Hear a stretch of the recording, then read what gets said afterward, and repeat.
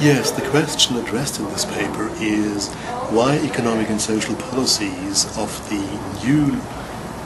say, elected governments elected after the Arab Spring in Tunisia and in Egypt, why the economic and social policies pursued by these governments do not differ very much from those pursued by their predecessors, by their authoritarian predecessors.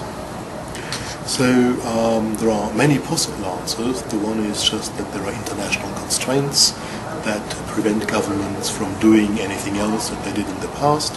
There is another possibility that simply the political turmoil, the political situation in the two countries didn't allow them to formulate other policies.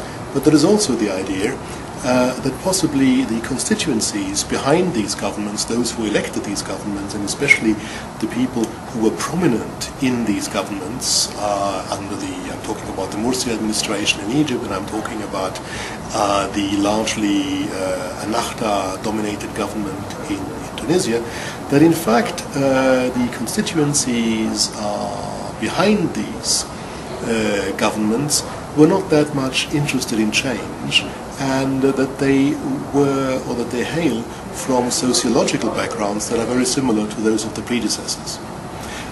This has various implications, of course. It has implications, two possible implications. The one is that in fact the entire uprisings in 2010 and 2011 were perhaps not that much about economic and social issues as it has often been portrayed. That's the one conclusion we can think about. The other conclusion is, in a sense, the opposite, that maybe these uprisings were about economic and social issues, that the governments that were elected after the uprisings did not take these issues very seriously, or managed to marginalize those people who were concerned about economic and social issues, and that these issues may come back with a vengeance. Now, I haven't settled on the answer yet. We'll do this a little later perhaps, but I think the question is open, the jury is out, but in both cases I think the implications will be rather interesting.